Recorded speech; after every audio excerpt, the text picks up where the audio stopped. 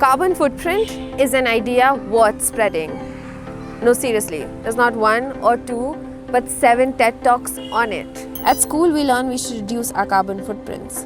Ad campaigns on Earth Day revolve around it, and many among us have used one of the many online carbon footprint calculators out there to judge all our selfish, unseemly choices before throwing out a number we don't know what to do with. They're like little BuzzFeed quizzes, except you feel worse than the time you kept getting Slytherin even though you know you belong in Gryffindor. My point is, there is a lot of anxiety around the concept of carbon footprint and not too much clarity on how we, you and I, can tangibly bring down ours.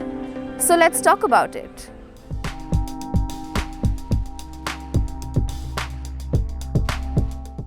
We live in a fossil fuel-based economy, and that's an understatement.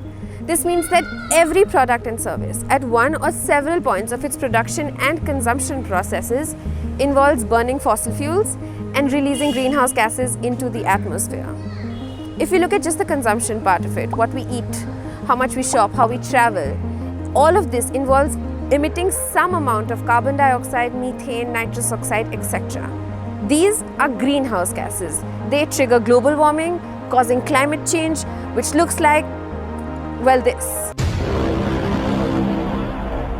In the last episode of Net Earth, I talked about how countries are A, trying to reduce their greenhouse gas emissions, and B, trying to suck out excess emissions from the atmosphere to hit the romantic goal of net zero. Click here to watch that episode. Carbon footprinting falls in the first category.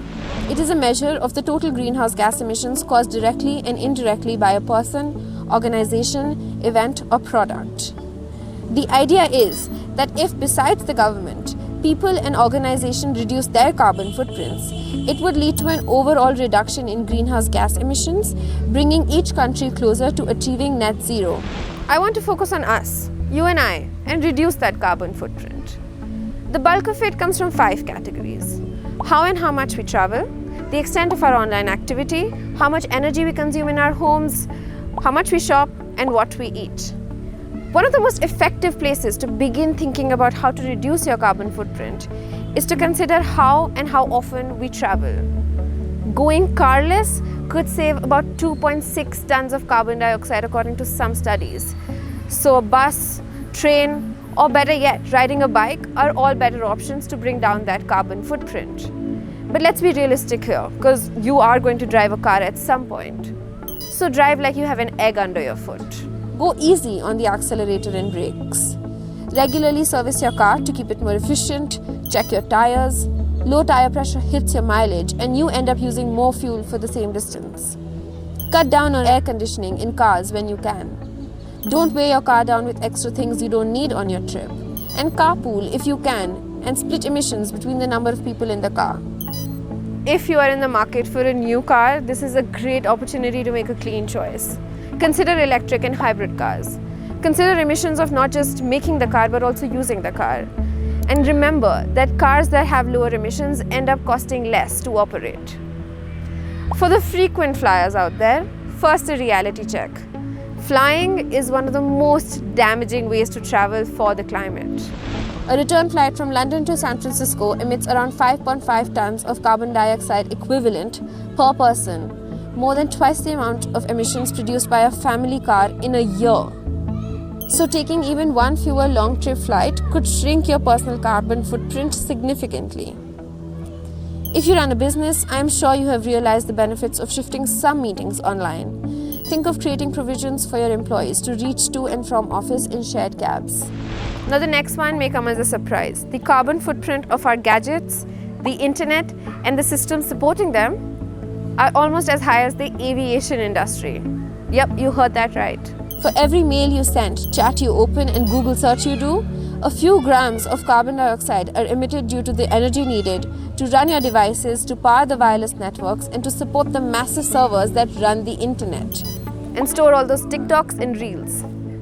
With 53.6% of the world now using the internet, those few grams of carbon emissions are adding up real quick. I'll make a video later in this series if you'd like on how we can bring our digital footprint down, but the gist of it is, at an individual level, upgrading your gadgets less often is one way to cut down your footprint. One study at the University of Edinburgh found that extending the time you use a single computer from 4 to 6 years could avoid the equivalent of 190 kilograms of carbon emissions. We can also change the way we text. By doing away with unnecessary niceties like thank you and noted emails, we can save carbon emissions. Swapping out email attachments for links to documents, not sending mails to multiple recipients when not needed, and unsubscribing from mailing lists and newsletters we no longer read are some things to consider. Now, I can't believe I'm saying this, but watching online videos accounts for the biggest chunk of the world's internet traffic and generates 300 million tons of carbon dioxide a year, which is roughly 1% of global emissions, according to French think tank The Shift Project. So every other time you're about to open Netflix out of boredom, maybe read a book or go for a walk. Our carbon footprint is also directly linked to what we put on our plates. While the research is still evolving on what the most environmental friendly diet is, experts mostly agree that cutting down on meat, and red meat in particular, is a better choice for the environment. This is because production of red meat uses a lot of feed, water and land. Cows themselves also give off methane emissions. A good rule of thumb is eating low down the food chain as often as you can. It's probably a good way to reduce your carbon footprint and stay healthy. That means more vegetables, fruits, grains and beans. For the meat lovers out there, swapping carbon-intensive meats like beef and lamb with chicken can make a difference. Or swap a few meals per week to vegetarian. Eating locally can also make a difference. Fewer food miles can mean fewer emissions. Generally speaking, eating only locally grown food for 1 year would save the greenhouse gas equivalent of driving 1,600 kilometers. When it comes to reducing your carbon footprint, you're better off shifting to low-impact, plant-based food than organic foods, which use less energy than conventional ones, but they often require more land and therefore emit similar greenhouse gas emissions. One last tip: cut down your food waste. Organize your fridge regularly to get a sense of what you already have. Make lists before you go grocery shopping. And be wary of bulk. Low-priced food might seem like a good deal, but not if you end up wasting it. Don't cook more food than you can eat. Reuse leftovers instead of tossing them. And take home what is left of oversized restaurant servings. Consider non-renewable sources of energy like solar energy to power your homes. And we can all use the AC and heating less frequently, as can businesses and companies. One more way to bring down your carbon footprint is to shop more mindfully. Buying when we need things reduces the demand in the market for that product, which in turn could reduce manufacturing of those products in the long run, bringing down emissions. Take the time to curate a set of online shops that use sustainable raw materials, that pay their employees a fair wage, and that make products that will last at least a few years. Now, these items will cost a lot more than something from the likes of, say, H&M and Amazon, but considering how long the products will last and the net positive impact you're having on the environment, if you can pay more, then pay more. Buying pre-loved and pre-owned clothes and other items are also great ways to bring down your footprint. And please abandon single-use plastic, especially bags. For our viewers in India, their use is banned from July 1st, that is today. So brace yourself for some tough, much-needed changes.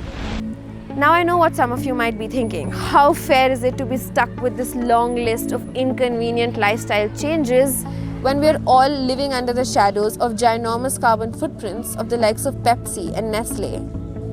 How much impact will us turning off the tap while we shower actually have if Exxon keeps reaching into the ground and tearing out fossil fuels? It's not fair and it won't solve climate change. But these micro actions, if done consistently, will have an immediate positive impact on your environment. It may inspire others to bring down their carbon footprints. And at the end of the day, it's going to signal to the world leaders, to the CEOs and the oil oligarchs that it's either climate action now or we're taking our votes and our businesses elsewhere. That sounds fair, right? I'll end this video by profiling Lowsoot. It's a Bangalore-based startup and its goal is to make climate action easy and accessible to all. It was founded by Sachin Sengar, who has worked with several startups ranging from hospitality to sustainability. Lowsoot allows individuals to calculate their carbon footprint, fund hyperlocal green projects, attend courses on topics like how to make your skincare and cosmetic routine more green, And also adopt a mangrove tree for just rupees 199 a month. And their Instagram page is good fun. Lowsoot has already planted 100,000 trees in Radhanagar, Taranagar, Rajapur and other villages. These trees cumulatively erase 13.5 lakh tons of carbon dioxide each year. We're not promoting Lowsoot, we're not supporting them, we're appreciating them for getting straight to the point of climate action. What are some things you consciously do to bring down your carbon footprint? Tell us and everyone else in the comments. We could crowdsource this thing. And as always, tell us your comments, questions, feedbacks, climate dilemmas in the comments too. We read them all, and you never know who you might inspire in their green journey with your 2 cents. If you liked this video, if you found value in this video, please hit the like button and subscribe to this YouTube channel.